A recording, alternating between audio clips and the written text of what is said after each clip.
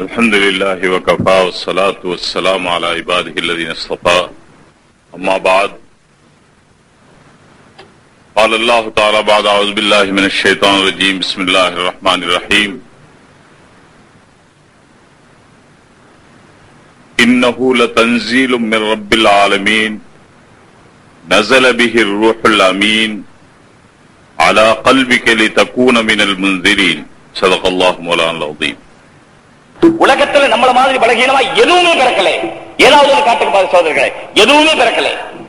காட்டுல பிறக்கிற சிங்கக்குட்டி ஆகட்டும், வீட்டுல பிறக்கிற எலிக்குட்டி ஆகட்டும், மான் குட்டி ஆகட்டும், ஆட்டுக்குட்டி ஆகட்டும், அது எதுக்கு தேவையானது பூர்த்தி செஞ்சுக்குது. நீங்க வேணுமான கோழி குஞ்சு பார்க்கலாம். கோழி குஞ்சு அடை வச்சிருந்தா முன்னால வீட்டுல அடை வைக்கிற பழக்கம் இருந்துச்சு, இப்ப இல்லாம போச்சு. அடை வச்சிருந்தா 21 நாளைக்கு பிறகு அந்த குஞ்சு வரும்போது அந்த உள்ள இருக்கிற அந்த கோழி முட்டைக்குள்ள இருக்கிற அந்த மஞ்சக்கருவும் வெள்ளக்கருவும், மஞ்சக்கருவும் தான் குஞ்சாகுது, வெள்ளக்கருவு அதுக்கு பாதுகாப்பா இருக்கு, ஓடு அதுக்கு பாதுகாப்பா இருக்கு, மஞ்சக்கருவு குஞ்சாகுது. சாப்பிடும்போது எந்த குஞ்சு வாசம் அடிக்காது, சாப்பிடும்போது கோழி வாசம் அடிக்காது. ஆம்லெட் போட்டு சாப்பிடும்போது கோழி வாசம் அடிக்காது, கோழி சாப்பிடும்போது ஆம்லெட் வாசம் அடிக்காது. இதான் அல்லாஹ்வுடைய குதிரத்து. அதுல இருந்தா இது வந்துச்சு, இதுல இருந்தா அது வந்துச்சு. ஆனா இதுல அதோட வாசம் இருக்காது, அதுல இதோட வாசம் இருக்காது. இது அல்லாஹ்வுடைய குதிரத். யுக்ரிஜுல் ஹய்ய மினல் மய்யித் வ யுக்ரிஜுல் மய்யித மினல் ஹய். விளையாட்டுகளே சகோதரர்களே, மய்யித்திலிருந்து செத்து போன பொருளிலிருந்து ஹயாத்தான பொருளை அல்லாஹ் உண்டாக்குகிறான். முட்டை செத்தது, உயிர் இல்லை, அதுல இருந்து கோழி குஞ்சு வருது, உயிருள்ளது வருது. உயிருள்ள கோழி, அதுல இருந்து உயிர் இல்லாத முட்டை வருது. யுக்ரிஜுல் ஹய்ய மினல் மய்யித் வ யுக்ரிஜுல் மய்யித மினல் ஹய். அவன் எல்லா வஸ்துக்களின் மீது எல்லா காலத்திலும் எல்லா சக்தியும் பெற்றவன். என்ன வேணுமானாலும் செய்வான், எப்படி வேணுமானாலும் செய்வான். சகோதரர்களே, இன்னைக்கு நாம கொஞ்சம் அல்லாஹ்வை நம்ப ஆரம்பிச்சிட்டோம். அல்லாஹ்வை நம்பி பூரா உலகத்துல போய் சொல்லணும், தைரியமா எந்திரிச்சு நின்று நடக்கணும். 4 மாசம் பேர் கொடுக்கணும், 40 நாள் பேர் கொடுக்கணும், நடக்கணும், போகணும், போய் சொல்லணும். அல்லாஹ்வை நம்புங்க, அல்லாஹ் எல்லா சக்தி உள்ளவன். வேற எதையும் நம்பாதீங்க, உலகத்துல எந்த வஸ்துவையும் நம்பாதீங்க. பணத்தை நம்பாதீங்க, பணம் இருக்கட்டும் ஆனா நம்பாதீங்க. காசு இருக்கட்டும் ஆனா நம்பாதீங்க. செல்வம் இருக்கட்டும் ஆனா நம்பாதீங்க. செல்வாக்கு இருக்கட்டும் ஆனா நம்பாதீங்க. செல்வாக்குள்ள எத்தனையோ பேர் உலகத்தில் அவங்களால எதுவும் சாதிக்க முடியல. செல்வம் உள்ள எத்தனையோ பேர் உலகத்தில் அவங்களால எதுவும் சாதிக்க முடியல. பதவியுள்ள எத்தனையோ பேர் அந்த பதவியே அவர்களை அதவாதாரத்துக்கு கொண்டு போய் இருக்கிறது. பட்டம் உள்ள எத்தனையோ பேர் அந்த பட்டத்தின் காரணமாகவே அவர்கள் உயர பறக்க முடியாதவர்களாக போய்விட்டார்கள். சகோதரர்களே, எதையும் நம்பாதீர்கள். ஆகையினாலே நண்பர்களே, ஏதோ இஸ்திமாக்கு வந்தோம், பயான் கேட்டோம், போயிட்டோம் அப்படின்னு சொன்னா எது போலங்க ஒண்ணு இருக்குதுங்க. கல்யாணத்துக்கு வந்து நிக்கா குத்துபாலாம் கேட்டுட்டு போயிட்டு வரு. இன்னொன்னு இருக்குது, கல்யாணத்துல மாப்பிள்ளையா இருந்தவர். கல்யாணத்துல என்னவா இருந்தவர்? 2 பேருக்கு என்ன வித்தியாசம்ங்க?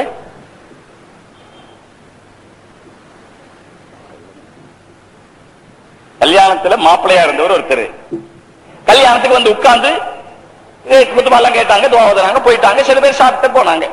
இந்த வந்து கல்யாணத்துக்கு வந்து ஆஜராயிட்டு போனவங்களுக்கும் மாப்பிள்ளையா இருந்தவருக்கு என்ன வித்தியாசம்? வித்தியாசம் கேட்கறதுக்கு முதல்ல என்ன சம்பந்தம் கேட்கணும். இவருக்கு தான் எல்லாம். யாருக்கு? மாப்பிள்ளையா இருந்தவருக்கு தான் எல்லாம். மற்றவங்களுக்கு ஏதோ வந்த கஷ்டத்துக்காக சாப்பாடு கொடுக்கிறது. இவ்வளவு தூரம் வந்துட்டு போனாரு, இனி பொசுக்குன்னு போய்வாருங்கிறதுக்காக சாப்பாடு கொடுக்கிறது, அவ்வளவுதான். அது நல்ல சாப்பாடா கொடுத்து அனுப்புறாங்க. சரி, அது சாப்பாடு நம்ம வீட்டுல இருந்தாலும் சாப்பிடுவோம். அதுவும் இந்த காலத்துல எல்லாரும் அநேகமான பேர் பாதிக்கு 50-50 அது டயட் கண்ட்ரோல். அதனால கொஞ்சம் கறி சாப்பிடாதவங்க, இறைச்சி சாப்பிடாதவங்க, நெய் சாப்பிடாதவங்க, டாக்டர் வேண்டாம்னு சொன்னவங்க இதெல்லாம் இருப்பாங்க. இப்ப மாப்பிளைக்கு மத்தவங்களுக்கு என்ன வித்தியாசமோ அதே வித்தியாசம் தாங்க இந்த இஸ்திமால. அல்லாஹ்வுடைய பாதையில போறவங்களுக்கு வீட்டுக்கு போறவங்களுக்கு அதான் வித்தியாசம். அல்லாஹ்வுடைய பாதையில போறவங்க மாப்பிள்ளை, வீட்டுக்கு போறவங்க எல்லாம் கல்யாண சோறு சாப்பிட்டு போறாங்க. இப்ப சொல்லுங்க, மாப்பிள்ளையா இருக்க விரும்புவோமா இல்ல வேற கல்யாணத்துக்கு வந்து துவா ஓதிட்டு போலாமா? சகோதரர்களே, தைரியம் வேணும். சகோதரர்களே, பெரியவர்களே, தைரியம் வேணும். இந்த மஜ்லிஸ்லயும் இப்ப யார் ஏற்கனவே பேர் கொடுத்துட்டாங்க, ஏற்கனவே ஜமாத்துல சேர்ந்துட்டாங்க. இப்ப மத்தவங்களும் இங்க இப்படி இருக்கலாம், நாம ஜமாத்துல சேரல. ஆனால் இன்னும் விஷயங்கள் இப்போ மனசுல வந்திருக்கும். இன்னும் விஷயங்களை சொல்ல அல்லாஹ் தஆலா என் மனசுலயும் போடுவான், உங்க மனசுலயும் போடுவான். ஆமா, நாம அல்லாஹ்வுடைய பாதையில போகணும். அல்லாஹ்வை நம்புறதுக்காகவும் பூரா உலகத்துல போய் அல்லாஹ்வை நம்பணும் சொல்றதுக்காகவும் நாம் அல்லாஹ்வுடைய பாதையில போகணும். உங்களுக்கு நிச்சயமா ஆசை வரும். அல்லாஹ் தஆலா ஈமானுடைய நூறு கொடுத்திருக்கிறான். அதனால நிச்சயமா ஆசை வரும். ஆசை வரும்போது நீங்க எந்திரிச்சு நின்றணும். இப்ப எந்திரிச்சு அல்லாஹ்வுடைய பாதையில போறேன்னு சொல்லிடணும். போயிட்டு எங்க போறீங்க? தஷ்கீல் இடத்துக்கு போறீங்க. போனதுக்கு பிறகு அங்க தர்த்தீப் பண்றீங்க.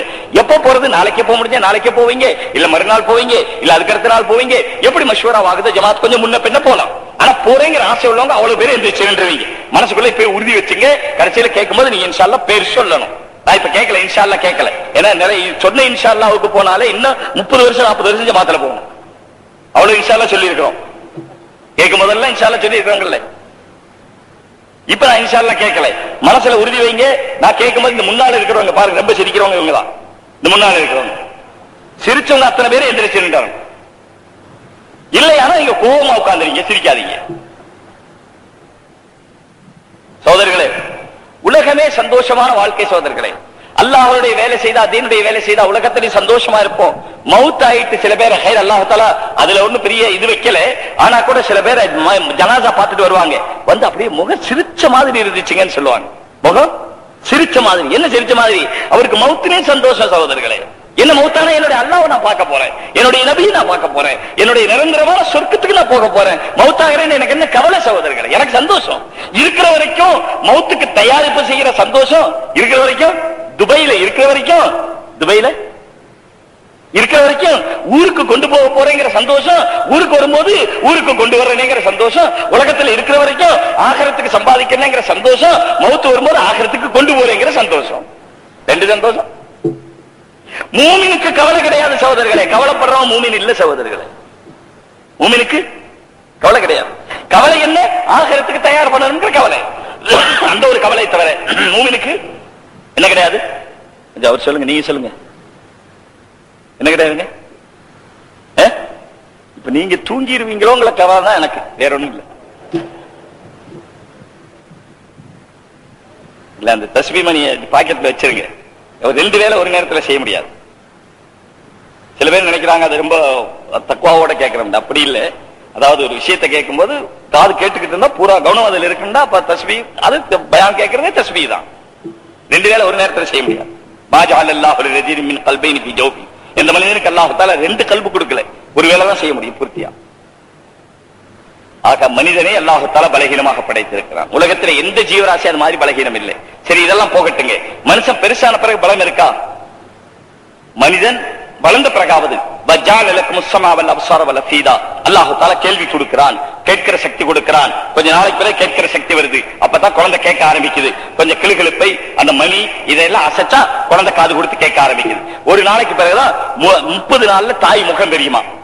தாய் முகம் தெரியறதுக்கு எவ்வளவு நாள் ஆகுதுங்களா? 30 நாள்ல சும்மா முகம் தெரியும். அது காரணம் என்னன்னு சொன்னா, இந்த தாயே வச்சிருக்கிற காரணத்தினால இது முகம் என்று தெரியும். இது தாய் முகம் தெரியறதுக்கு 300 நாள் ஆகும். இது முகம் என்று தெரியும். அப்புறம் பக்கத்துல இருக்க முகம் எல்லாம் தெரிய ஆரம்பிக்கும். அப்புறம் தான் கொஞ்சம் லேசா சிரிக்க ஆரம்பிக்கும். அப்புறம் தான் கொஞ்சம் நாள் ஆக ஆக அப்புறம் என்ன செய்யுதுங்க, அப்படி இப்படின்னு சொல்ல ஆரம்பிக்குது. பிறகு பேச ஆரம்பிக்குது. இதெல்லாம் அதுக்குள்ளது, குழந்தைக்குள்ளது. சரி, பிறகு குழந்தை எப்ப நடக்க ஆரம்பிக்குதுங்க? 8 மாசத்துல 8 வைக்கும், ஏறக்குறைய கொஞ்சம் முன்ன பின்ன. 8 மாசத்துல தான் என்ன செய்யுதுங்க, கொஞ்சம் காலை ஊண்ட ஆரம்பிக்குது. அது வரைக்கும் அது மையத்து தான். தூக்கி இங்க போட்டா இங்க கிடக்கும், அங்க போட்டா அங்க கிடக்கும், இங்க போட்டா இங்க கிடக்கும், அங்க போட்டா அங்க கிடக்கும்.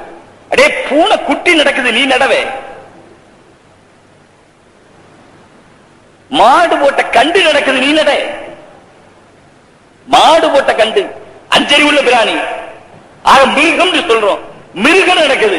நீ மனுஷன் நடக்க கூடாதா? போய் தொலைது, பசிச்சா பசிக்குதுன்னு சொல்லி ஏன் கத்துற?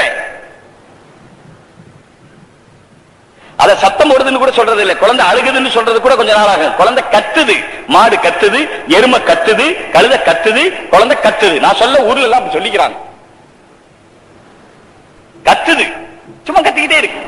விளையாட்டுல சோதரர்களே, அல்லாஹ் தஆலா குர்ஆன்ல தெளிவா சொல்லிட்டான், நான் லைஃபா படைச்சிருக்கிறேன். சரி, இதுக்கெல்லாம் பிறகு மனுஷன் வளர்றான். வளரும் போதாவது அதுக்கு சக்தி இருக்கா? தற்காத்துக்குள்ள சக்தி இருக்கா?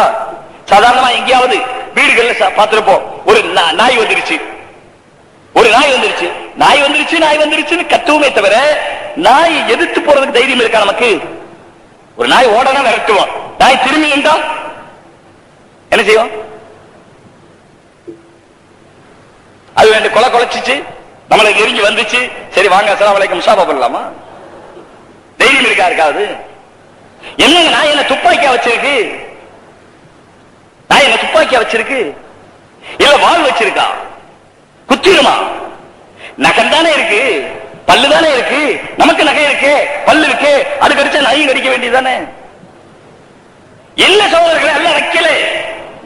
ஒரு நாய்க்கு ஒண்ணா நினைக்க முடியாது. நாங்க எங்க போயிருந்தோம், யாவும் இல்ல, பெல்ஜியம் நினைக்கிறேன். பெல்ஜியத்துல ஒரு அன்னைக்கு ஹிதமத் பொறுப்பு எனக்கு இன்னொருத்தருக்கு இருந்துச்சு. சரின்னு போனோம். கேளுங்க, நீங்க இல்ல ஜமாத்துல போறதுக்கு பேர் கொடுப்பீங்களா? இன்ஷா அல்லாஹ் பாத்தீங்களா, இந்த 3 பேர் சொல்லி இருக்காங்க, பாக்கி சொல்ல வேணாம். இன்ஷா அல்லாஹ் கடைசியில கட்டாயமா நீங்க பேர் கொடுப்பீங்க. நம்புங்க, நீங்க உங்களை நம்புங்க, நான் அல்லாஹ்வை நம்புறேன். நீங்க உங்களை நம்புங்க, அல்லாஹ்வை நம்புங்க. யார் இது வரைக்கும் நியத்து செய்யலையோ அவங்களும் கட்டாயமா எதிர்ப்பாங்க. சோதரர் அப்படி அதெல்லாம் இல்ல. ஒரு காலம் இருந்துச்சு, முன்கூட்டியே தயார் செய்தாதான் போறதுங்கிறது. அந்த காலம் எல்லாம் இப்ப மாறி போச்சு. திடீர்னு வந்தவங்க அல்லாஹ்வுடைய பாதையில் புறப்பட்டுறாங்க. எப்படி பத்ர்ல சஹாபாக்கள் புறப்பட்டாங்களோ. காலம் மாறுது சகோதரர்களே. இது 2000. இது 2000க்கு மேல வர்ற ஆண்டுகள் எப்படி இருக்குன்னு தெரியுங்களா? இன்னொரு 5 வருஷம் 6 வருஷத்துக்கு பிறகு 10 வருஷத்துக்கு பிறகு ஜமாத் தயாராகி வந்துடும். ரூட் இல்லைங்க, பள்ளிவாசல் காலி இல்லைங்க. அதனால அடுத்த மாசம் வாங்க, உங்களுக்கு அப்பதான் ரூட் கொடுக்க முடியும், இப்ப போய் வீட்டுல இருங்கன்னு சொல்லுவாங்க. அப்படி ஒரு காலம் நிச்சயமா நீங்க பாப்பீங்க நண்பர்களே. இது விளையாட்டுக்கு நான் சொல்லல. நீங்க காலம் எப்படி போய்கிட்டு இருக்குது பாருங்க. காலம் எப்படி போய்கிட்டு இருக்குது பாருங்க. அல்லாஹ் தன்னுடைய குதிரத்தை வெளிப்படுத்துகிற காலம் வந்துருச்சு. ஒரு ஆணையம் ஹதீஸிலும் கியாமத் எப்போ வரும்னு சொல்லப்பட்டுச்சோ அந்த காலம் பக்கத்துல வந்துருச்சு. அந்த அடையாளங்கள் வந்துருச்சு. அந்த அடையாளங்கள்ல ஒண்ணு, அந்த கியாமத்துக்கு முன்னால பூரா உலகமும் இஸ்லாமை ஏற்றுக்கொள்ளும். ஒரு நபர் கூட பாக்கி இருக்க மாட்டார்கள். அந்த காலம் வந்துகிட்டு இருக்கு. அது எதன் மூலமாக நடக்கும்? பூரா உலகமும் இன்ஷா அல்லாஹ் நம்முடைய தாவத் தப்லீகின் மூலமா நடக்கும் சகோதரர்களே. வேடிக்கை பார்க்கறவங்க பார்த்துக்கிட்டே இருப்பாங்க, விளையாட்டு பேசுறவங்க பேசிக்கிட்டே இருப்பாங்க. தன்னுடைய உயிராலும் பொருளாலும் தியாகம் செய்யறவங்க, தியாகம் செய்ய துணிஞ்சவங்க. தியாகம் ஒண்ணு அல்லாஹ் வாங்குறது இல்லைங்க. நம்மகிட்ட அல்லாஹ் தஆலா பெருசு தியாகம் எதிர்பார்க்கறது இல்லை. அல்லாஹ்வுக்கு நம்ம என்ன தேவை? நம்ம இல்லாம தீன ஆயாத்தாக்க முடியும். ஆனாலும் நம்ம செய்ய தயாரா இல்லையா, இவ்வளவுதான் அல்லாஹ் பார்க்கறான். நம்ம செய்ய தயாரா இல்லையா, இவ்வளவுதான் அல்லாஹ் பார்க்கறான். அதனால தைரியமா இன்ஷா அல்லாஹ் கடைசியில் நீங்க எந்திரிச்சு பேர் கொடுக்கணும். போறது நாளைக்கு போறீங்க, இல்ல மறுநாள் போறீங்க, இல்ல 2 நாள் கழிச்சு போறீங்க. தர்த்தீப் செய்துக்கிறீங்க. இப்பவே மனசுல உறுதி வச்சு போய்கிட்டு இருந்தோம். ஒரு கடையில போய் சாமான் வாங்கணும், சமையலுக்கு ஏதாவது சாமான் வாங்கணும், ஹிதமத் பொறுப்பு எங்களுது. நானும் இன்னொருத்தர் போய்கிட்டு இருக்கிறோம். அந்த நாட்டுல நாய் ரொம்ப ஃபேமஸ். ஒவ்வொரு ஆளு உழவு பெரிய நாய், பயங்கரமான நாய். ஒவ்வொரு வீட்டுல ஒரு ஆளுக்கு 2 நாய், 5 பேர் இருந்தா 10 நாய் இருக்கும். இவங்க தங்களுக்கு செய்யற வேலையை விட நாய்க்கு செய்யற வேலை தான் அதிகம்.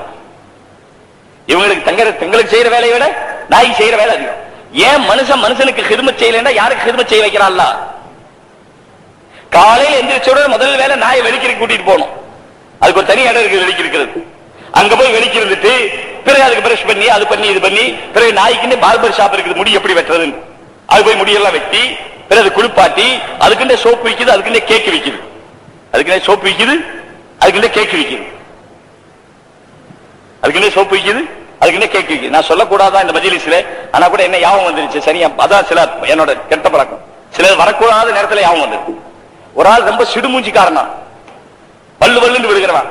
ஒரு கடையில போய் நாயை பிடிச்சிட்டு போனானா, நாய் கொண்டு போலாமா, நான் போனான் போய் நாய் கடைக்கு போய் நாய்க்கு கேக் இருக்குதா அப்படின்னு வல்லுன்னு விழுந்தான். கடைக்காரன் கேட்டானா, இங்கேயே சாப்பிடுறியா கொண்டு போறியான்னு. பயங்கரமான நாய் நிக்குது. அதோட முகத்தை பார்த்தா சப்பையா இருக்கு, வாய் ஒரு மாதிரி இருக்கு. அது நாய் மாதிரியும் தெரியல, வேற ஒரு மாதிரியும் தெரியல. அது நிக்குது. நாங்க போய்கிட்டு இருக்கிறோம். இப்ப ஓடவும் முடியாது அந்த நாட்டுல. இனி நாயை நோக்கி போகவும் முடியாது, பின்னாலையும் போறதுக்கு வழி இல்லை. ஏன்னா அது நம்ம கூட எங்க போறீங்கன்னு கேட்டுக்கிட்டு வந்துச்சுண்டா அதுவும் வம்பு. முன்னால போகவும் பயம். பேசாம நின்றுகிட்டோம். குர்ஆன்ல ஒரு ஆயத்து இருக்குது, வகல்புஹும் வாசித்துன் ராயிஹில் வஸீதில் வித்தலத அலைஹில் வல்லைத மின்ஹும் ஃபிராரம் வல முலைத மின்ஹும் ரோபா. அஸாப கஹ்வுடைய வாலிபர்கள், அல்லாஹ்வையே நம்பிய வாலிபர்களை அல்லாஹ் தஆலா கஹ்வுல 300 வருஷ காலம் தூங்க வச்சான். அந்த வாலிபர்களுக்கு நாயை பாதுகாப்பா வச்சா அப்படிங்கிற ஆயத்து இருக்கு. அது கல்புங்கிற வார்த்தை வர்றதுனால சில பேர் சொல்றாங்க அந்த ஆயத்தை ஓதுனா நாய் ஓடிடும். ஆனா இந்த ஆயத்துக்கு ஓதனங்கள்ல நாயை பார்த்தோன்னா மறந்து போயிடும். அது என்ன ஆயத்து, அது என்ன, இங்க நாய் பயமே எல்லாம் போச்சு. ஆயத்தை யாவும் வந்துச்சு, ஓடிட்டோம். நாய் அங்கேயே நிக்குது. நாங்க இப்படி போய்கிட்டே இருக்கிறோம். ஒரு 8 வச்சோம், 2 எட்டு வச்சோம், நாய் வரல. அப்படி தைரியமா நாயை கலந்து பாஸ் பண்ணி போயிட்டோம். ஆனா அந்த நாய் மறுபடியும் விசாரிச்சேன், அது என்னன்னு கேட்டா நாயும் நரியும் கிராஸ் பண்ணதான்.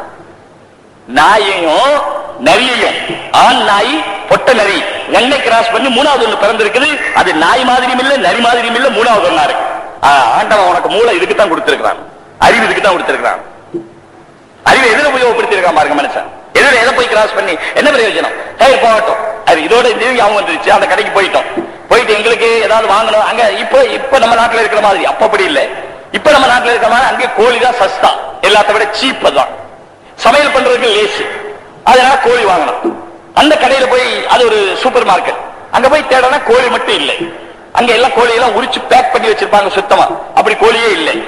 வேற எல்லாருக்கும் கோழி மட்டும் இல்லை. ஆனா அவங்க அந்த கடைக்காரனுக்கு பிரான்ஸ் தவிர வேற எழுத்தே தெரியாது. எங்களுக்கு முதல்ல தமிழ் தெரியும், உருது தெரியும், ஹிந்தி தெரியும், பாரசி தெரியும். நமக்கு தெரிஞ்ச எந்த பாஷையும் கடைக்காரருக்கு தெரியாது. கடைக்காரருக்கு தெரிய பிரான்சி பாஷை நமக்கு ஒரு எழுத்து கூட தெரியாது. கடைக்கு போயிட்டோம், என்ன சாமானத்தை காமிக்க போறோம், அவர் சாமானத்தை கொடுத்துருவாரு, காசு எடுத்து கொடுப்போம். போதில் இன்னும் வேணும் பாரு, இன்னும் கொடுப்போம், மீதம் இருந்தா கொடுப்பாரு, வாங்கி ஓட்டுக்குவோம். இதான் நடைமுறை பழக்கம். அங்க போனா கோழி இல்லை. இப்ப அவர்கிட்ட கேட்டா கோழிக்கு இங்கிலீஷ்ல கேட்டாலும் தெரியல, என்ன கேட்டாலும் தெரியல. அவர் இப்படி கேட்டுக்கிட்டே இருந்தார். கடைசியில பார்த்துட்டு நான் என்ன பண்ண, முட்டை இருந்துச்சு, கோழி கிடைக்கல, என்ன இருந்துச்சு, முட்டை இருந்துச்சு. அதை எடுத்துட்டு போனேன். முதலாளிகிட்ட போய் காமிச்சு, மதர்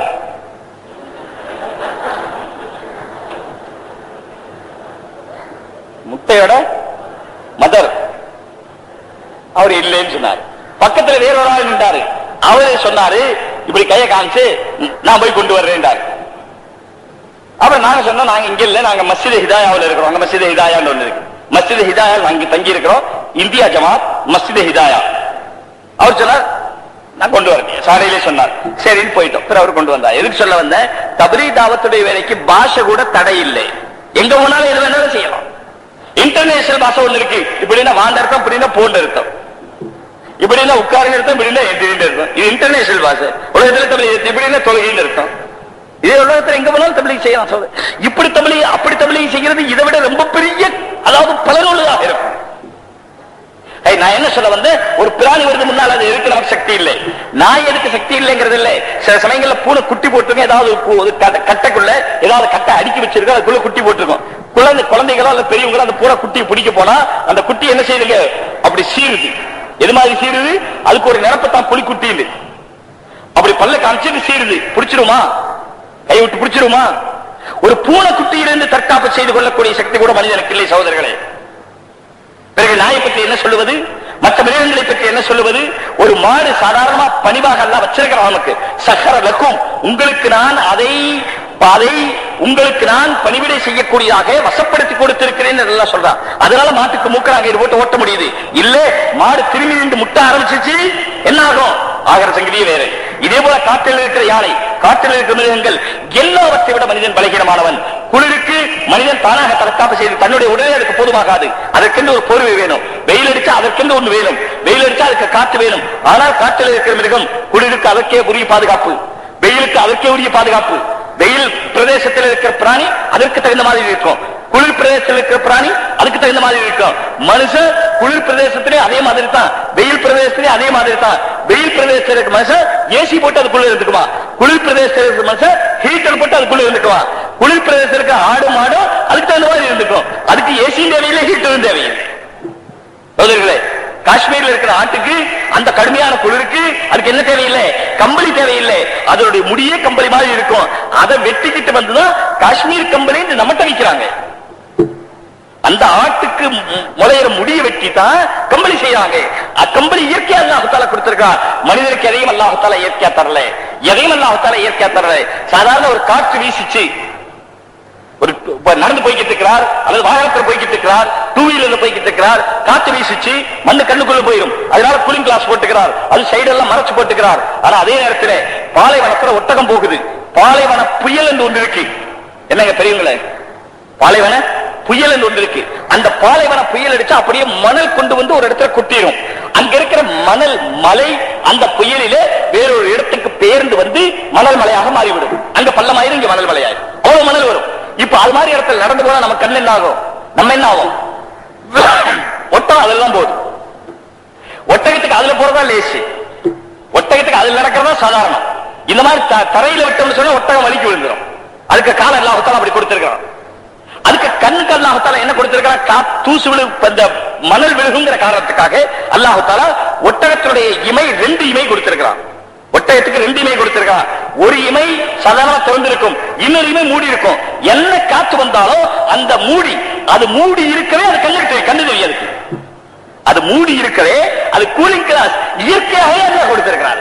நமக்கு போட்டதான் கிடைக்கும், அதுக்கு இயற்கையாகவே எல்லாம் கொடுத்திருக்கான். இதே போல முதலைக்கு 2 இமை, தண்ணிக்குள்ள போகும்போது ஒரு இமை, வெளியே தூக்கி வச்சா 2ஆம் இமை திறக்கும். அது உள்ளுக்குள்ள இருக்கும்போது ஒரு இமை திறந்திருக்கும், ஒரு இமை மூடி இருக்கும், ஒரு இமை திறந்திருக்கும், தண்ணியில போய்கிட்டே இருக்கும். அதனுடைய தண்ணி கண்ணை எதுவும் செய்யாது.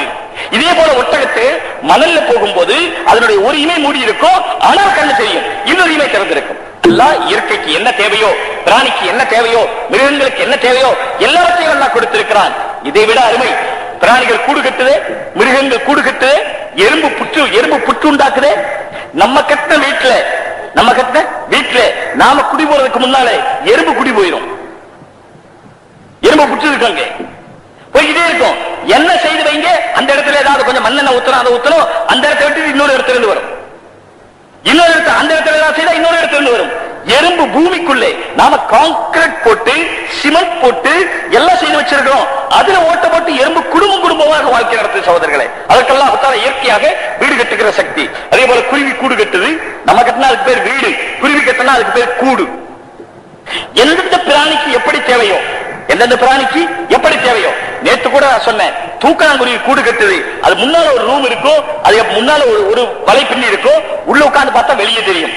உள்ள ஒரு ரூம் இருக்கும், அதுக்கு ஒரு துவாரம் இருக்கும். அது உள்ள போய் அது படுத்துக்கும். அது பெட்ரூம். அது பெட்ரூம். முன்னால இருக்கிறது வெயிட்டிங் ஹால். சும்மா போல ரெஸ்ட் எடுக்காதுல, வெளியே என்ன நடக்குங்கிறத பாத்துக்கும். தூக்கம் வரும்போது உள்ள போய் தூங்கிக்கும். இது நீங்க தூக்கணாங்குருவி கூட எங்கேயாவது கிடைச்சா எடுத்து பாருங்க. உள்ள ஒரு தடுப்பு இருக்கு, அதுல ஒரு கூடு இருக்கும், அதுக்குள்ள அது படுத்துரும்.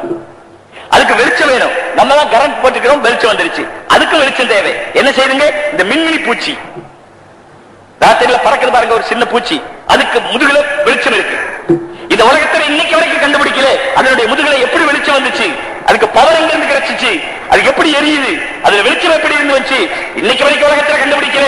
கியாமத் உலகத்தில் கண்டுபிடிக்க முடியாது. உலகத்தில் எந்த பொருளும் தானாக வெளிச்சம் கொடுக்கிறது இல்லை. அதுக்கு வெளிச்சம் கொடுக்கிறதுக்கு ஒரு எரிபொருள் தேவைப்படும். ஆனால் உலகத்திலேயே எரிபொருள் இல்லாமல் வெளிச்சம் தந்து கொண்டிருப்பது மின்மினி பூச்சி மட்டும்தான் சகோதரர்களே. நம்ம ஊர்ல என்ன பேருங்க இருக்கு மின்மினி பூச்சிக்கு? மின்வெட்டாம் பூச்சி, மின்விட்டாம் பூச்சி, என்னதான் சொல்லுங்களேன் நம்ம ஊர்ல. அதெல்லாம் பட்டம்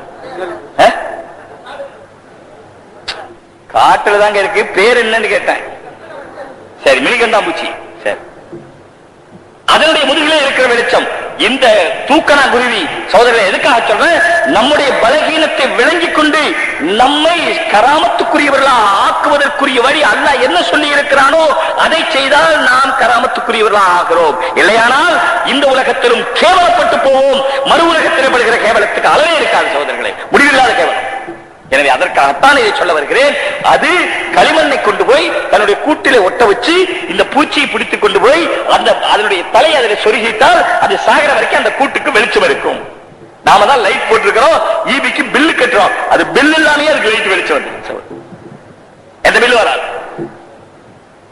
உலகத்திலே மாபெரும் அதிசயங்கள் சொல்லிக் கொண்டிருந்தால் சொல்லிக் கொண்டே இருக்கலாம். இதை விட அதிசயம் மனிதர்களை அல்லாஹ் தஆலா பலகீனமா படைச்சது மட்டுமல்ல, மனிதனை எந்த விதமான மனமுள்ளவனாகவும் படைக்கிறார். எந்த மனமுள்ள வஸ்து மனிதன்ட்டும் இல்லை. மனிதன் மேல மனமுள்ள வஸ்து பட்டாலும் நாரி போயிடும். ஏதாவது ஒரு மனமுள்ளது மனிதனிடத்தில் இருக்கிறதா சகோதரர்களே? அல்லது ஏதாவது ஒரு மனமுள்ள பொருள் மனிதனிலிருந்து வருகிறதா? மாட்டிலிருந்து கோரசோனை வருகிறது, மானிலிருந்து கஸ்தூரி வருகிறது, மானிலிருந்து கஸ்தூரி வருகிறது, பூனையிலிருந்து புழுகு வருகிறது. மனிதனே தங்களிலிருந்து என்ன வருகிறது? ஏதாவது ஒன்று சொல்லுங்கள். ஒரு பூனை, அதுவும் புழுகு பூனை, நல்ல பூனை கூட இல்லை. புழுகு பூனை பார்த்தா எப்ப இப்படி உட்கார்ந்து இருக்கும், பார்த்தாலே அசிங்கமா இருக்கும். அதான் புழுகு பூனை. ஆனா அது மலர்கள் இருக்கிற இடத்துலதான் இருக்கும். பூக்கடையில தான் வச்சிருக்க முடியும். வேற இடத்துல வச்சா செத்து போயிடும். நாத்தம் இருக்கிற இடத்துல செத்து போயிடும். பூக்கடையில தான் இருக்கும். அது பூனை பார்த்தா அசிங்கமா இருக்கும். ஆனால் அதனுடைய மலம் வருகிற பகுதிக்கு பக்கத்திலே ஒரு சுரப்பி இருக்கிறது. மலம் வருகிற பக்கத்திலே ஒரு சுரப்பி இருக்கிறது. அந்த சுரப்பியிலிருந்து ஒரு நீர் கசிகிறது. அது கெட்டியாகி புணுகாக மாறிவிடுகிறது. அது வாசனை திரவியமாகவும் ஆகிறது. அது என்னவாகவும் ஆகிறது? மருந்தாகவும் ஆகிறது. மனிதனே, உன்னிடத்திலிருந்து என்ன வருகிறது? அம்பர், மீனிலிருந்து அம்பர் வருகிறது. மீனிலிருந்து அம்பர், மாட்டிலிருந்து கோரோசனை, மானிலிருந்து கஸ்தூரி, இன்னும் நிறைய இருக்கு, ஏராளமா இருக்கு. அதே போல மற்ற பொருள்கள் எல்லாம் உபயோகமாகுது. மற்ற பொருள் எல்லாம் உபயோகமாகுது. ஏதாவது ஒரு பொருள் எடுத்து, ஒரு பேக் எடுத்து, இது அப்படியே தோல்ல செஞ்சதுங்க. தோல்ல செஞ்சது. சாதாரண ஒரு செருப்பு தோல்ல செஞ்சது என்று சொன்ன காரணத்தினால அந்த செருப்புக்கு என்ன விலை வந்துருதுங்க? அது மாதிரி ஷூ தோல்ல செஞ்சது 600 ரூபாய், 800 ரூபாய், 1000 ரூபாய், 2000 ரூபாய். என்னங்க? Pure leather. நம்ம லெதர் எங்க? நம்மள உரிக்கவே வராதுங்க. உரிச்சாலும் ஒண்ணுக்காகாது, உரிக்க வராது, முதல்ல உரிச்சாலும் ஒண்ணுக்காகாது. ஏதாவது ஒன்று நம்முடைய உபயோகமாக முடியுமா? மாட்டுடைய எலும்பு உபயோகமாகிறது, மாட்டுடைய சதை உபயோகமாகிறது, மாட்டுடைய தோல் உபயோகமாகிறது, மாடு செத்த பிறகு செருப்பாக உபயோகமாகிறது. ஆனால் மனிதன் எந்த உபயோகமாகுவதில்லை. இருக்கும் போதும் அவனுக்கு எந்த மனமும் கிடையாது, பிறக்கும் போது அவனுக்கு எந்த அறிவும் கிடையாது, இருக்கும் போது எந்த மனமும் கிடையாது, இறக்கும் போதும் எந்த மனமும் கிடையாது, இறந்த பிறகும் எந்த உபயோகம் கிடையாது. இருக்கிற ஒரே ஒரு உபயோகம், இன்ன அக்ரமக்கும் இன்தல்லாஹி அத்காக்கும், உங்களிலே யார் அல்லாஹ்வை பயந்து நடப்பீர்களோ, ஈமான் கொண்டு அல்லாஹ் சொன்னபடி நடப்பீர்களோ, அவர்களுக்குத்தான் கண்ணியம், அவர்களுக்குத்தான் மரியாதை, அவர்களுக்குத்தான் உயர்வு, அவர்களுக்குத்தான் மேன்மை. அதை தவிர மற்றவர்களை சும்மா ரததுனாக அஸ்வல சாத்திரி, நாம் அவர்களை இந்த உலகத்திலேயே மகா கேடு கெட்டவர்களாக ஆக்கி விடுவோம். சோதர்களே, ரொம்ப பேர் நினைக்கிறாங்க நாம் அல்லாஹ்வுக்கு மாறா நடந்து, அல்லாஹ்வுடைய ஹுக்குமுக்கு மாறா நடந்து சௌகரியமா தான் இருக்கிறோம், கௌரவமா இருக்கிறோம், கண்ணியமா இருக்கிறோம். சோதரே, கௌரவம் கண்ணியம் என்பது வெளியே ஜனங்க பார்த்தா சல்யூட் அடிக்கிறது பேர் கௌரவம் கண்ணியம் இல்லை. ஒரு அதிகாரி வந்துட்டார், ஜனங்க கௌரவம், எல்லாரும் பாதுகாப்பு தர்றாங்க, அவருக்கு மரியாதை தர்றாங்க. சார் சார் வாங்க சார், நம்ம வீட்டு நாயா சார், நாயை கூட தடவி பார்க்கறாங்க. அதிகாரி வீட்டு நாய் வந்தா கூட என்ன செய்வாங்க? தடவி பார்ப்பாங்க, அதுக்கு கூட மரியாதை கொடுப்பாங்க. ஆனா போன பிறகு சொல்லுவாங்க, இந்த முசீபத்து எப்ப தொலைவானோ தெரியலையே. இதுக்கு பேர் மரியாதை இல்லை சகோதரர்களே. ஞாயிற்றுக்கிழமை செத்து போயிட்டார், ரொம்ப முக்கியமான ஒருத்தர், ஞாயிற்றுக்கிழமை செத்து போயிட்டார். இப்ப ஜனங்க என்ன பேசிக்குவாங்க? தொலைஞ்சவன் நாளைக்கு செத்து இருந்தா ஒரு நாள் லீவாவது கிடைச்சிருக்கும், நாளைக்கு செத்து இருந்தா ஒரு நாள் லீவாவது கிடைச்சிருக்கும். ஞாயிற்றுக்கிழமை செத்து போயிட்டானே வருத்தப்படுவாங்க. செத்ததுக்காக கவலைப்பட போறது யாரும் இல்ல சகோதரர்களே. செத்ததுக்கு உண்மையில யார் வருத்தப்படுவார்களோ அதுதான் கௌரவம். ஆகா, இப்படி மனுஷன் போயிட்டாரே, நல்ல மனுஷன் இருந்தாரே, போயிட்டாரே என்று வருத்தப்பட்டால் அதற்கு பேர் கௌரவம். செத்தது ஞாயிற்றுக்கிழமை தொலைஞ்சிட்டானே, செவ்வாய்க்கிழமையா இருந்தா இன்னொரு நாள் சேர்த்து லீவு கிடைச்சிருக்குமே என்று அவர்கள் வருத்தப்பட்டால் அதற்கு பேர் கௌரவம் இல்லை சகோதரர்களே. முன்னால அடிக்கிற சல்யூட்டுக்கு பேர் சல்யூட் அல்ல. அவன் கையால சல்யூட் அடிக்கிறான், காலால உதைக்கிறான் சகோதரர்களே. வாயால சலாம் சொல்றான், மனசால எரிஞ்சி விழுகிறான். இதுக்கு பேர் மரியாதையா சகோதரர்களே? மரியாதை என்பது அல்லாஹ் தஆலா கொடுக்கிறான். இன்னல் இஸ்ஸத லில்லாஹி வலி ரசூலிஹி. ஒரு இடத்துல இருக்கு இன்னல் இஸ்ஸத லில்லாஹி ஜமீஆ, இஸ்ஸத் அல்லாஹ்வுக்கு மட்டும்தான். இன்னொரு இடத்துல இருக்கு இன்னல் இஸ்ஸத லில்லாஹி வலி ரசூலிஹி வலில் முஃமினீன. இஸ்ஸத் அல்லாஹ்வுக்கு, அல்லாஹ்வுடைய ரசூலுக்கு, அல்லாஹ்வை கொண்டு ஈமான் கொண்டவர்களுக்கு. அல்லாஹ்வோடு சம்பந்தப்பட்டா தான் துனியாவில் இஸ்ஸத் கிடைக்கும். யாராக இருந்தாலும் சரி, துனியாவில் உண்மையான இஸ்ஸத் அல்லாஹ்வோடு சம்பந்தப்படாமல் கிடைக்காது சகோதரர்களே. எனவே மனிதனை அல்லாஹ் பலகீனமா படைச்சு, பிறக்கும் போதும் பலகீனம், இருக்கும் போதும் பலகீனம், இப்பவும் பலகீனம், இனி மௌத்திலும் பலகீனம். சகோதரர், மௌத்துல கூட பலகீனம். என்ன பலகீனம் கேளுங்க? மௌத்துல காட்டில் இருக்கிற பிராணிகள் யாராவது காட்டுக்கு போனா பார்க்கலாம், காட்டுல எந்த பிராணி செத்து சும்மா கிடக்காது. நம்ம ஊர்லயே பார்க்கலாம், இவ்வளவு காக்கா பறக்குது, எங்காவது காக்கா செத்து கிடக்குதா? அநேகமா கிடக்காது, எங்கயா தப்பித்தவரி கிடந்தாலே தவிர காக்கா செத்து கிடக்காது. என்ன காரணம்? காகமோ குருவியோ அது சாகும் போது சாகர நிலை வந்துட்டா எங்காவது மறைவான இடத்துல போய் ஒரு குழிகளை ஏதாவது தோண்டி அது உள்ள தானே படுத்துரும், தானே செத்துரும். அதோட நாத்தம் கூட வெளியே வராது. நமக்கோ மௌத்து வந்து எங்க கிடப்போம்? வீட்டுல தான் கிடப்போம், கையை காலை எடுத்து வீட்லயே கிடப்போம். கூப்பிடு, அம்மா அக்காவை கூப்பிடு, அண்ணனை கூப்பிடு, தம்பியை கூப்பிடு, மகனை கூப்பிடு, பேரனை கூப்பிடு, பேத்தியை கூப்பிடு, எல்லாம் வந்து என்ன செய்ய போறாங்க? இஸ்ராயேல் நிறுத்த போறாங்களா சகோதரர்களே?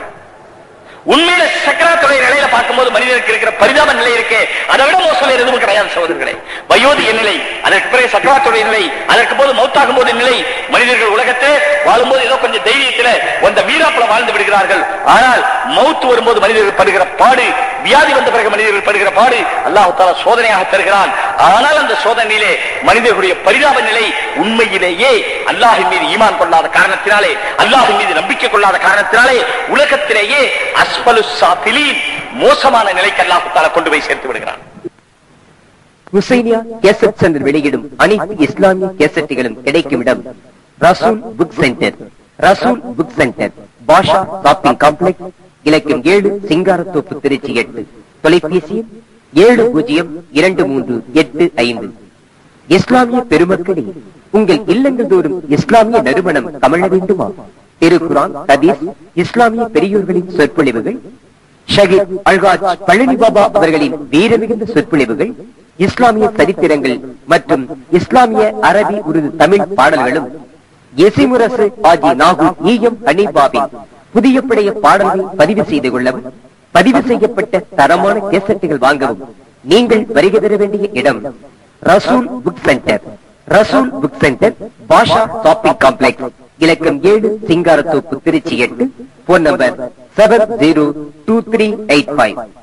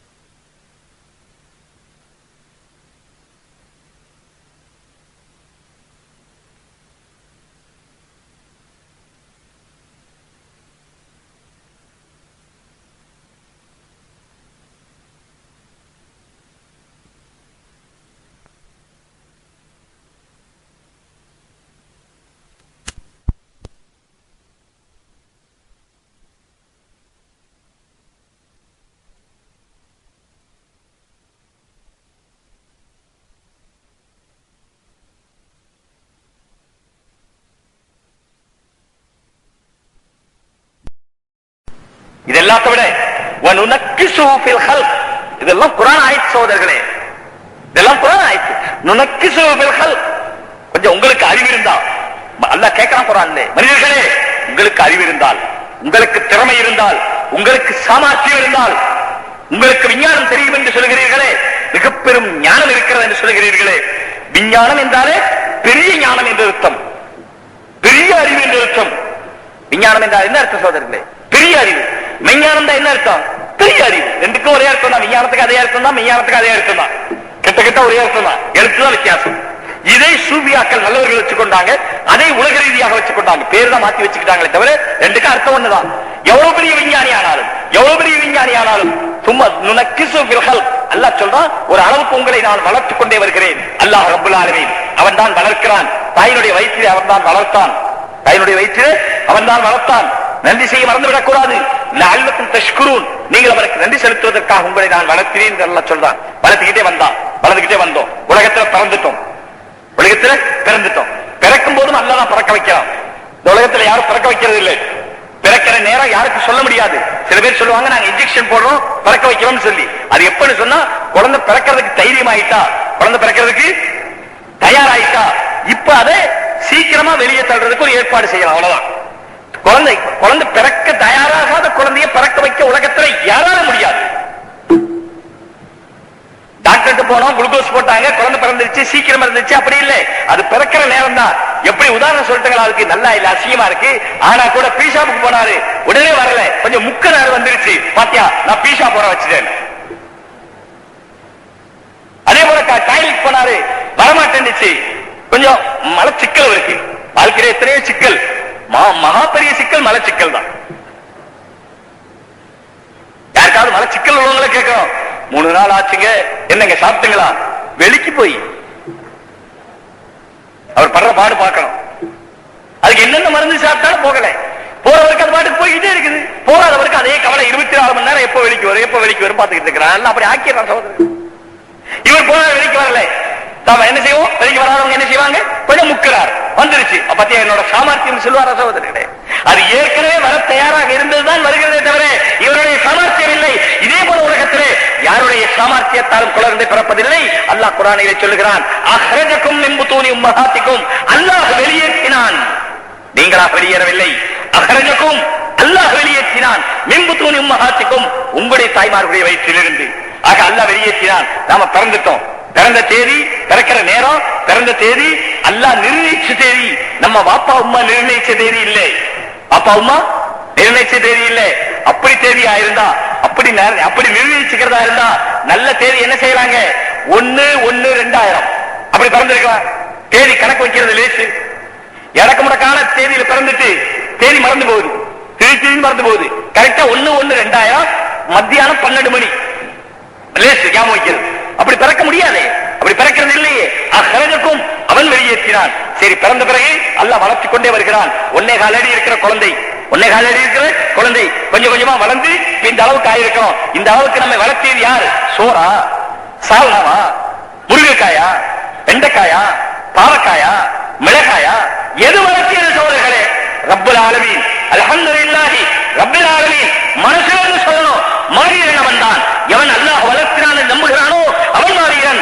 எவன் உலகத்தால் வளர்கிறேன், பணத்தால் வளர்கிறேன், சோற்றால் வளர்கிறேன் என்று அவன் சொன்னால் அவன் சோற்றால் அடித்த பிண்டம். அவனுக்கு உலகமும் தெரியவில்லை, அவனுக்கு ஆகிரத்தும் தெரியவில்லை, அவனுக்கு துனியாவும் தெரியவில்லை, அவனுக்கு மறுமையும் தெரியவில்லை, அவனுக்கு வாழவும் தெரியவில்லை, அவனுக்கு சாகவும் தெரியவில்லை. சோதரர்கள் தெரியுமானால் இவைகளை எல்லாம் புரிந்தவர்கள் மூமின்கள் தான். வளர்த்தி கொண்டே வருகிறான். ஒரு நிலை வந்து விடுகிறது. அந்த நிலை வந்த பிறகு ஒரு சாதாரணமா சொல்றாங்க, உடல் வளர்ற காலம் இருக்கு பாருங்க, அது 20-22 வயசு தான். 22 வயசுக்கு பிறகு எலும்பு வளர்றதில்லை. 19-22 வயசு கூட எலும்பு வளர்ச்சி முடிஞ்சிருது. அந்த 19-22 என்ன உயரம் இருக்கிறாங்களோ அவ்வளவுதான் இருப்பாங்க. அதுக்கு மேல உயரம் ஆகிறது இல்லை அநேகமா. ஏதோ தப்பித்தவரி, ஆனா அது வேற விஷயம். அவ்வளவு வரைக்கும் தான் எலும்பு வளரும். அதுக்கு பேர குறுக்குல தானே வளரலாம், ஆளு மோட்டா வாங்கிட்டு போலாம். அதுவும் சிலருக்கு தான். சில பேர் பார்த்தா என்னவா இருக்கிறாருங்க, மோட்டாமா இருக்கிறது இல்லை. அந்த 19-20 என்ன இருந்தாரோ அப்படியே இருக்கிறார். என்னங்க கல்யாணம் ஆனா ஆயிடுவாருன்னு சொல்றாங்க சில பேர். சில பேர் கல்யாணம் ஆனவங்க டபுள் ட்ரிபிள் ஆகிறவங்களும் இருக்கிறாங்க. சில பேர் கல்யாணம் ஆன பிறகு அப்படியே சோக பிடிச்ச மாதிரி ஆகி போயிடுறாங்க. என்னங்க ஆச்சு, கல்யாணம் ஆச்சுங்கிறாரு.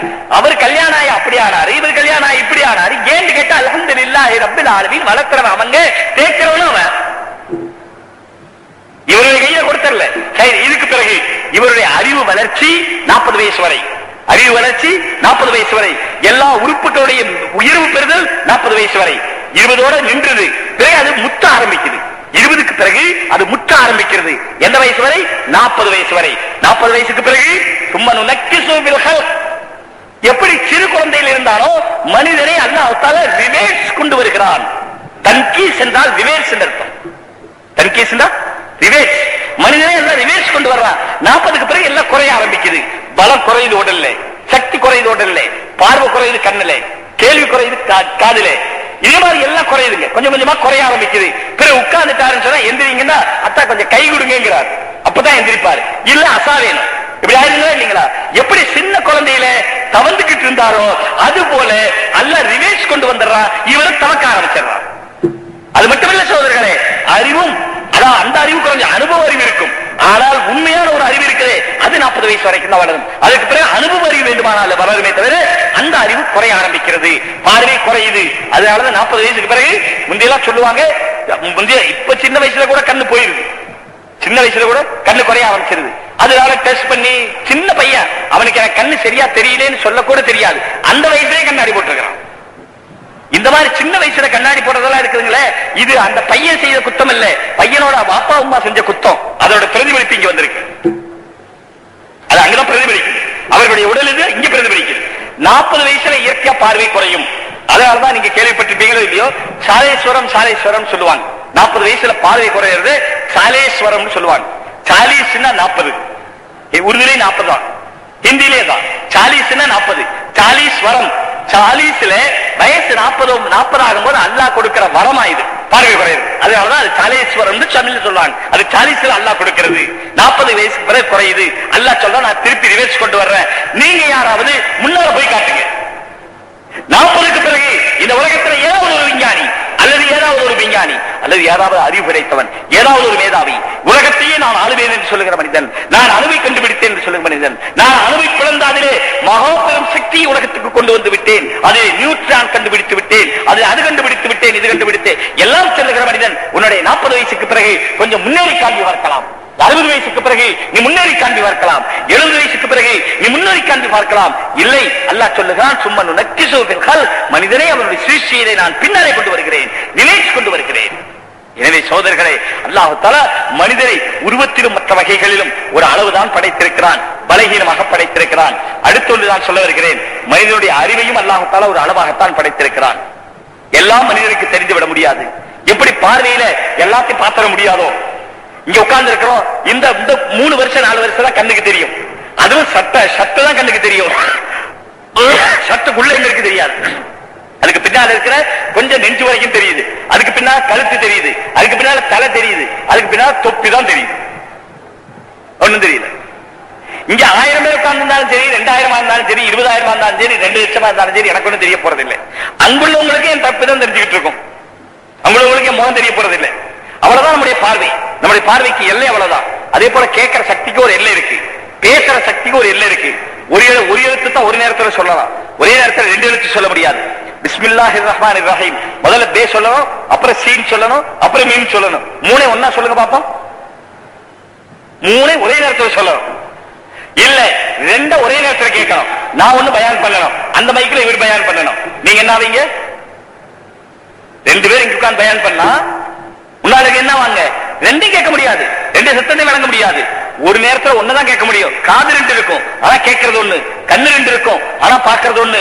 அது ஒரு அளவுதான், கேட்கறது ஒரு அளவுதான். அதே போல சகோதரர்களே, நம்முடைய அறிவுக்கு அல்லாஹ் தஆலா ஒரு எல்லை வைத்திருக்கிறார். இன்னொன்று, கண்ணால பார்க்கறத கண்ணால தான் பார்க்க முடியும், கண்ணால பார்க்கறத காதால பார்க்க முடியாது. காது பார்க்காது, கண்ணு கேட்காது. காது பார்க்காது, கண்ணு கேட்காது. அதுக்கு ஒரு எல்லை இருக்கு.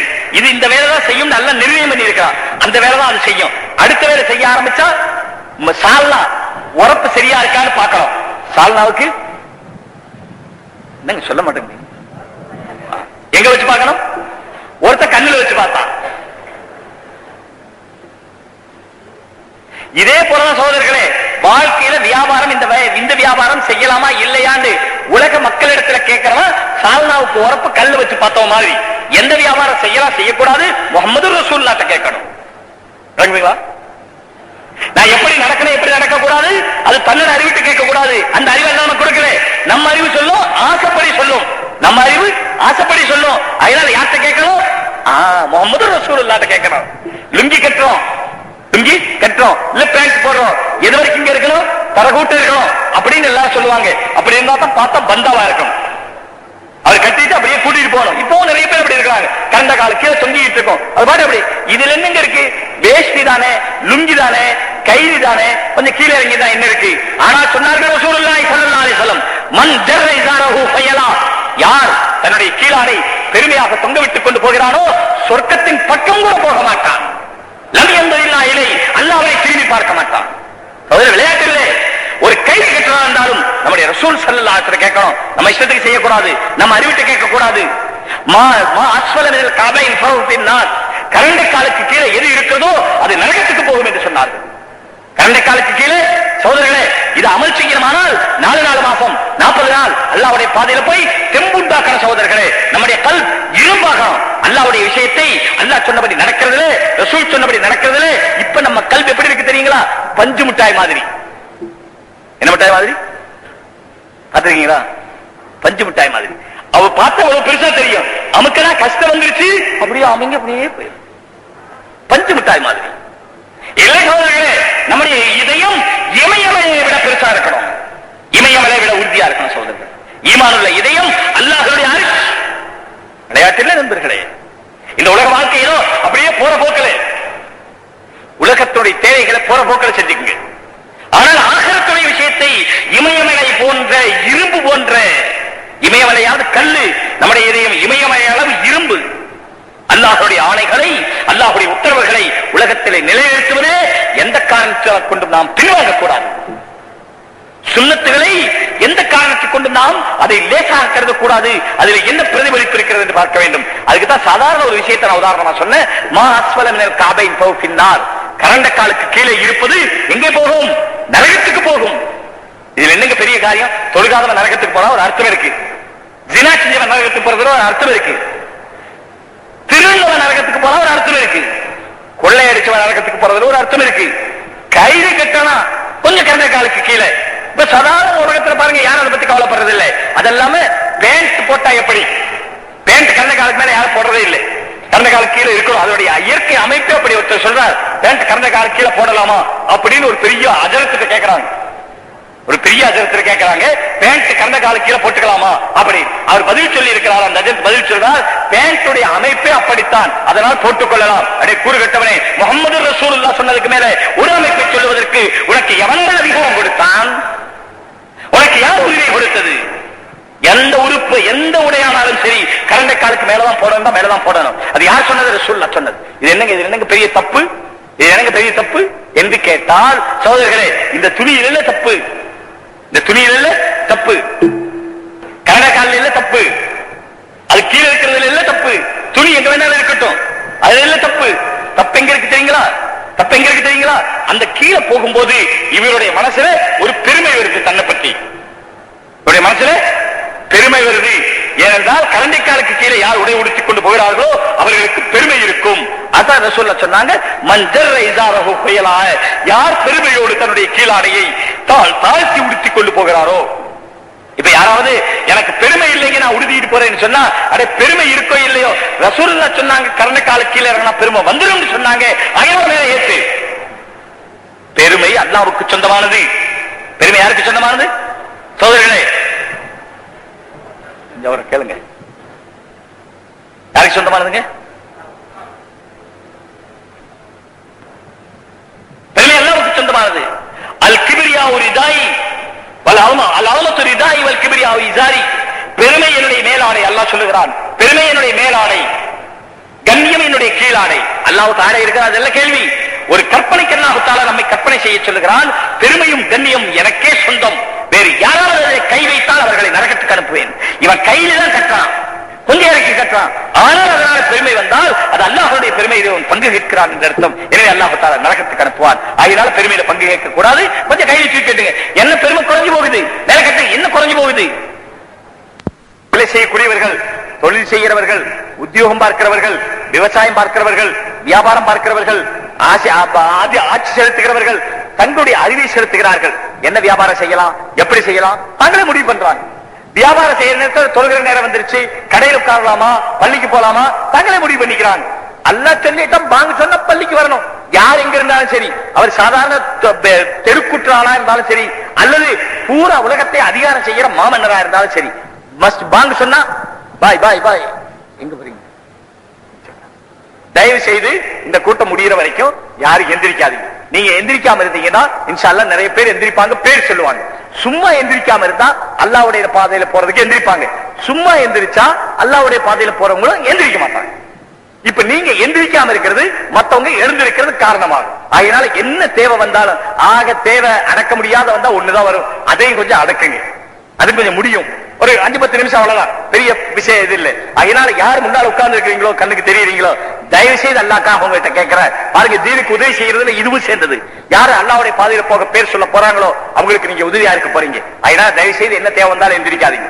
ஒருத்தர் எந்திரிச்சா இது ஷைத்தான் ஹதீஸ்ல வந்திருக்கு, ஷைத்தான் ரத்தத்துல ஓடுறான். அதனால ஒருத்தர் எந்திரிச்ச உடனே சரி நம்மளும் போய் முதல்ல ஒது செய்துட்டு வந்துடலாமே, அப்படித்தான் ஷைத்தான் கூப்பிடுவான். ஷைத்தான் போய் டீ குடிக்கலான்னு கூப்பிட மாட்டான். என்ன சொல்லி ஓடுவான், முதலே ஒது செஞ்சு வச்சுக்கலாம், அப்பதான் முன் சம்பள தொழுக முடியும். முதல்ல ஒது செஞ்சு வச்சா முன் சம்பள தொழுக முடியும். இது ஷைத்தான் சில சமயத்துல பல கோளாறு செய்யறான் சகோதரர்களை, நம்ம கூடாது எந்த நேரம் தெரியும். ஆகினால் தயவு செய்து எழுந்திருக்காதீங்க. அல்லாஹ்வுடைய பாதையில நிறைய பேர் இன்ஷா அல்லாஹ் போறதுக்கு பேர் கொடுப்பாங்க, அவங்க எழுந்திருப்பாங்க இன்ஷா அல்லாஹ். ஆகையினால் நம்முடைய அறிவு ஒரு எல்லை வரைதான் வேலை செய்கிறது, அந்த எல்லைக்கப்பாலை வேலை செய்யாது.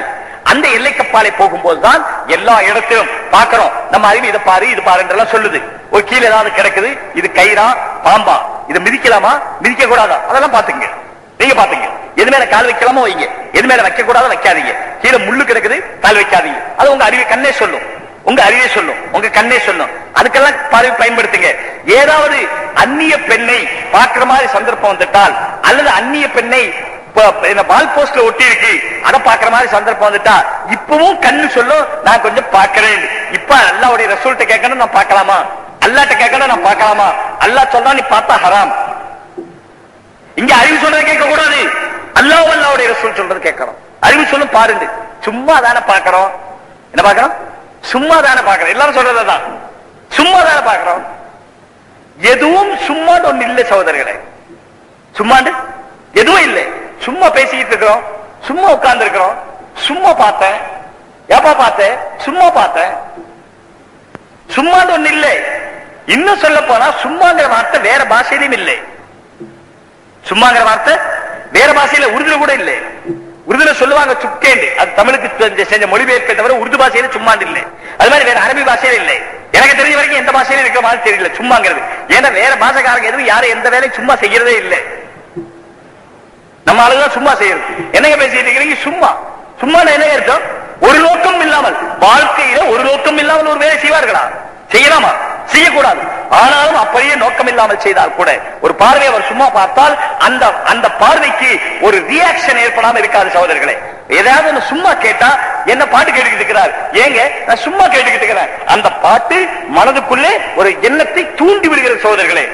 ஹதீஸிலே வந்திருக்கிறது, அல் கினா ருக்யத்து ஷைத்தான், பாட்டு பாட்டு ஷைத்தானுடைய மந்திரம். எதுக்கு மந்திரம்? ஜினாவுடைய மந்திரம். பாட்டு ஜினாவுடைய ஷைத்தானுடைய மந்திரம். ருக்யத்து ஜினா, ருக்யத்து ஜினா, ருக்யத்து ஷைத்தான் இல்ல, ருக்யத்து ஜினா, ஜினாவுடைய மந்திரம். பாட்டு கேட்கிறவன் மானசீகமான விபச்சாரியாக ஆகிறான். பிறகு முடிஞ்சா நிஜமா செய்வான், இல்லாட்ட கையால செய்ய மாட்டான். அது வேற. நம்ம பேர் செய்யலைங்களே அப்படின்னா நம்ம பேருக்கு முடியலைங்க. முடிஞ்சவன் செஞ்சா முடியாதவன் மனசிலேயே நினைச்சே உக்கி போனா உளுத்து போனான். இவனும் விபச்சாரி.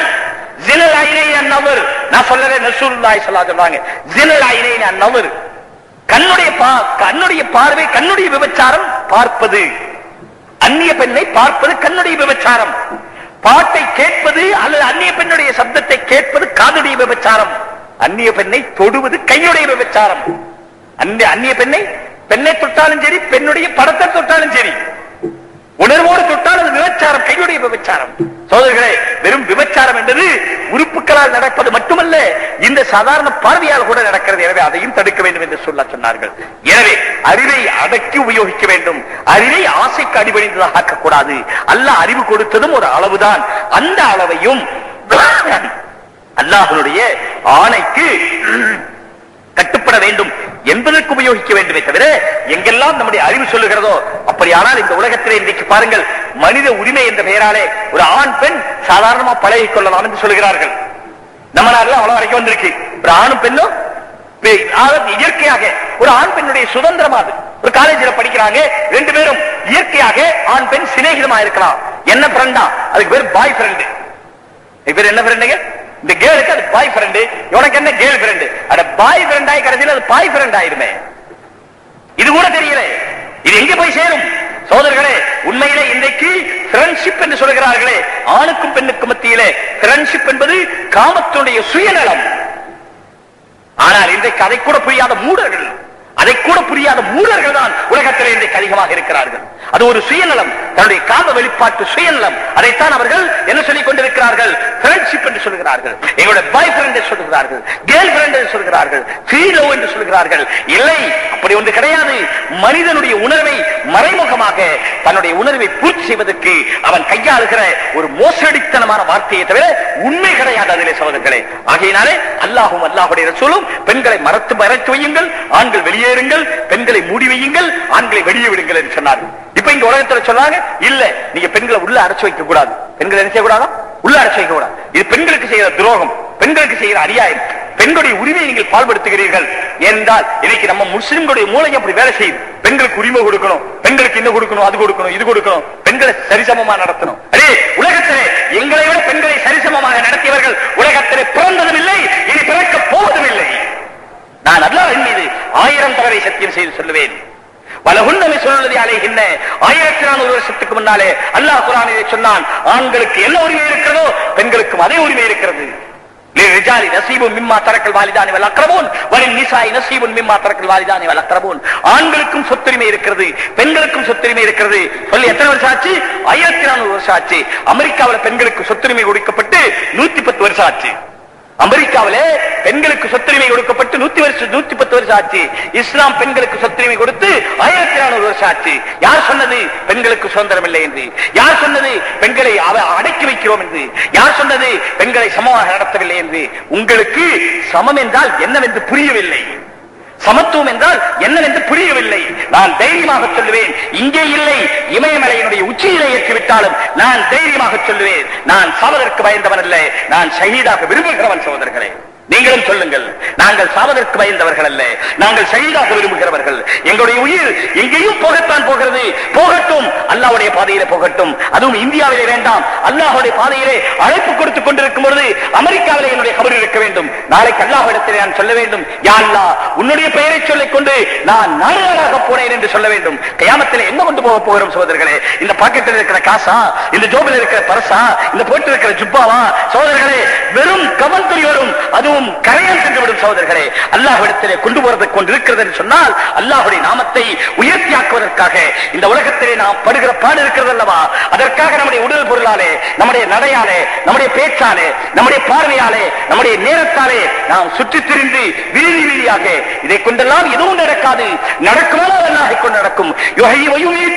அவன் ஹயாத்தாக்குகிறான், அவன் மௌத்தாக்குகிறான். யுஷ்பீனி வயும்ரிதி, அவன் சிவா தருகிறான், அவன் சுகம் தருகிறான், அவன் வியாதியாக்குகிறான். ரிஸ்க் அவனுடைய கையிலே, இரணம் அவனுடைய கையிலே, மரணம் அவனுடைய கையிலே.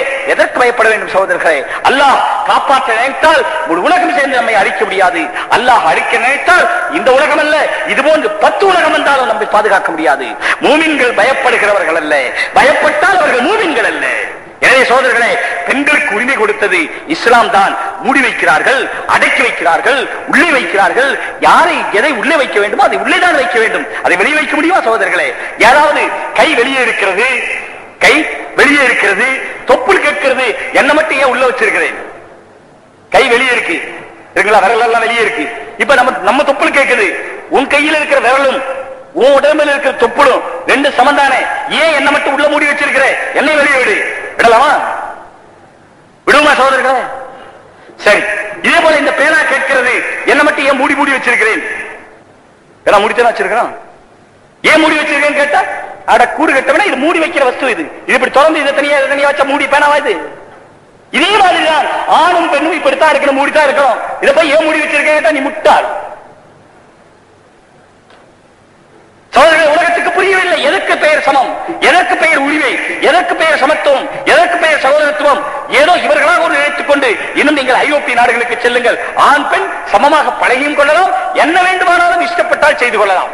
அந்நிய ஒரு வாலிப பெண்ணோடு இவன் பழகிக் கொண்டு என்ன வேண்டுமானாலும் செய்து கொண்டு விபச்சாரம் செய்து கொண்டு, ஆனா அவன் சொல்ல 2 பேரும் இஷ்டப்பட்டு செஞ்சா விபச்சாரம் இல்லையா? ஆஹா, அறிவு கொழுந்துகள். அந்நிய பெண்ணோடு இஷ்டப்பட்டு செஞ்ச விபச்சாரம் இல்லையா? மனைவி மாட்டேன்னு சொன்னா அவளுக்கு அந்த நேரத்தில் இஷ்டம் இல்லை. கணவன் அவளை நிர்பந்தப்படுத்தி அவளோடு உடலுறவு கொண்டான். அவ கோர்ட்ல கேஸ் போட்டா செல்லும், ஏன்னா விபச்சாரம் செஞ்சான். எப்படி இருக்கு பாத்தீங்களா? இதான் வேட்டியை வச்சு தலப்பாக்க கதை. வேட்டியை வச்சு என்னதான் கேட்டா சுண்ணத்து தலப்பா, அதனால கட்டிக்கிட்டு தொழுதான். கைலிய வச்சு தலப்பா கட்டிக்கிட்டு தொழுகிறாங்க. இப்படி தொழுகிற இது தலப்பா சுண்ணத்துனா இங்க போகுது, அடியில ஆத்து காத்துல வருது. சோதனை இந்த உலகத்துடைய நிலைக்கு உதாரணம் சொல்கிறேன், உங்களுக்கு ஞாபகம் இருக்க வேண்டும் என்பதற்காக. எனவே தைரியமாக சோதர்களே, நான் இதெல்லாம் எதற்காக சொல்லுகிறேன்? உலகம் எங்கே போய் கொண்டிருக்கிறது என்பது தெரியவில்லை, அவர்களுக்கும் தெரியாது, அவர்கள் எங்கே போய் முடிவார்கள் தெரியாது. ஆனால் உலகம் என்று புரிந்து கொண்டிருக்கிறது, நாம் போகிற பாதை தவறான பாதை. சோதர்களே, நாம் போகிற பாதை தவறான பாதை. சூரத்துல் ஃபாத்திஹா ஒவ்வொரு தொழுகையிலும் கட்டாயம் ஓதியாகணும், ஒவ்வொரு தொழுகையிலும் கட்டாயம் ஓதியாகணும், ஒவ்வொரு ரக்காத்திலும் கட்டாயம் ஓதியாகணும். பரதாகட்டும், சுன்னத்தாகட்டும், முஸ்தாபாகட்டும், நஃபிலாகட்டும், தஹஜ்ஜுதாகட்டும், இஷ்ராக் ஆகட்டும், ஜனாசாவாகட்டும், எல்லா தொழுகையிலும் சூரத்துல் ஃபாத்திஹா ஓதணும். சூரத்துல் ஃபாத்திஹாவுடைய சாராம்சம் என்ன சகோதரர்களே? நேரான பாதை எங்களுக்கு காட்டு, நேரான பாதை எங்களுக்கு காட்டு. இன்னைக்கு உலகம் நேரான பாதையில் போகல, தங்களுடைய இஷ்டப்படி, தங்களுடைய ஆசைப்படி, தங்களுடைய இச்சைப்படி, தங்களுடைய மனோழிப்படி தவறான பாதையில் போயிட்டு முட்டி மோதிக்கொண்டு உலகம் தத்தளித்துக் கொண்டிருக்கிறது, உலகம் தடுமாறிக் கொண்டிருக்கிறது, உலகம் பேயாட்டம் ஆடிக்கொண்டிருக்கிறது. நண்பர்களே, எழுந்திருங்கள். உலகத்துக்கு நேரான பாதை அல்லாஹ் காட்டிய பாதை தான் நேரான பாதை என்று சொல்லுவதற்காக 4 மாசம் 40 நாள் சகோதரர்களே, தப்லீக் ஒண்ணு ஒரு பெரிய தத்துவம் இல்லை, தப்லீக் ஒண்ணு பெரிய தத்துவம் இல்லை. நாம தத்துவம் எழுதிட்டு போகல, தத்துவ ஞானிகரத்தை கேளுங்கள், பெரிய பெரிய மசாலாக்கள் உலமாக்கரத்தை கேளுங்கள். நாம தப்லீகில் சொல்றதுதான் அல்லாஹ் சொன்னபடி நடந்தாத்தான் நேரான வழி கிடைக்கும், ரசூல் சொன்னபடி நடந்தாத்தான் நேரான வழி கிடைக்கும். அதுக்கு மாற்றமாக நீங்க எது செய்தாலும் சரி, அது கடைசியிலே பெரிய சஞ்சலத்திலே கொண்டு போய் சேர்க்கும். யார் என்னுடைய சட்டங்களை புறக்கணித்து வாழ்வார்களோ, என்னுடைய திக்ரை புறக்கணித்து வாழ்வார்களோ, அவர்களுக்கு சஞ்சலமிக்க வாழ்க்கை, நெருக்கடியான வாழ்க்கை, கிட்டுமையான வாழ்க்கை, பிரார்த்துகிற வாழ்க்கை, வாழ்க்கை முழுவதும் நிம்மதியற்ற நிலைதான் இருக்கும் என்பது அல்லாஹ்வுடைய கூற்று. இன்றைக்கு அமெரிக்கா அதற்கு ஆதாரம், இங்கிலாந்து அதற்கு ஆதாரம், ஜெர்மனி அதற்கு ஆதாரம், ஐரோப்பிய கண்டத்தில் இருக்கிற அத்தனை நாடுகளும் அதற்கு ஆதாரம், இந்த கிழக்கு பாகத்திலே இருக்கிற அத்தனை நாடுகளும் அதற்கு ஆதாரம். எல்லாம் செய்து பார்க்கிறார்கள், எல்லா பாவம் செய்து பார்க்கிறார்கள், ஆனால் அவர்களுக்கு நிம்மதி கிடைக்கவில்லை. ஏன் கிடைக்கவில்லை? அல்லாஹ் பாவத்திலே நிம்மதி வைக்கவில்லை சகோதரர்களே. எங்க இல்லையோ அங்க தேடினா கிடைக்குமா? மணிப்பரசன பணமே வைக்கல, தேடினா கிடைக்குமா? வச்ச இடத்துல தேடினா கிடைக்கும், இருக்கிற இடத்துல தேடினா கிடைக்கும். அதை விட்டுட்டு வேற எங்கேயா தேடினா கிடைக்கவே கிடைக்காது. உலகமே காது திறந்து கேட்டுக்கொள். நேரான வழியிலே நடந்தால், நேரான வழி என்பது இன்ன தீன இன்தல்லாஹில் இஸ்லாம், அல்லாஹ் கொடுத்த இஸ்லாம் தான் நேரான வழி. அந்த வழியிலே நடந்தால் தான் மனித இனத்துக்கு வெற்றி கிடைக்குமே தவிர, இந்த உலகத்தில் நிம்மதி கிடைக்குமே தவிர, அதற்கு மாறாக எந்த வழியிலே நடந்தாலும் மனிதன் தோற்றுத்தான் போவான் என்பதை புரிந்து கொண்டு, நண்பர்களே, பல முக்கிய விஷயங்கள் இதுக்கு பின்னாலே நான் சுருக்கமா சொல்ல வேண்டியது இருக்கு.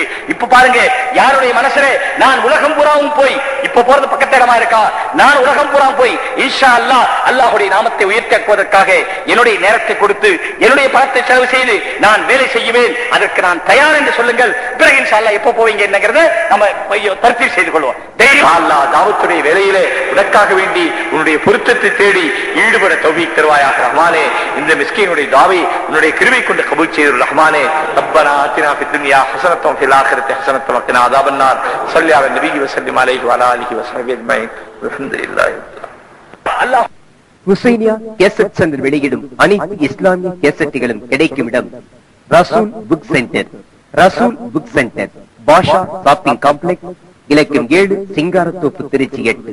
தொலைபேசி 702385. இஸ்லாமிய பெருமக்களே, உங்கள் இல்லங்கள் தோறும் இஸ்லாமிய நறுமணம் கமழ வேண்டுமா? திருக்குரான், ஹதீஸ், இஸ்லாமிய பெரியோர்களின் சொற்பொழிவுகள், ஷஹீத் அல்காஜ் பழனி பாபா அவர்களின் வீரமிகுந்த சொற்பொழிவுகள், இஸ்லாமிய சரித்திரங்கள் மற்றும் இஸ்லாமிய அரபி, உருது, தமிழ் பாடல்களும், எசிமுரசு ஆஜி நாகூர் ஈயம் ஹனீபாவின் புதிய பழைய பாடல்கள் பதிவு செய்து கொள்ளவும், பதிவு செய்யப்பட்ட தரமான கேசட்டுகள் வாங்கவும் நீங்கள் வருகை தர வேண்டிய இடம் ரசூல் புக் சென்டர்.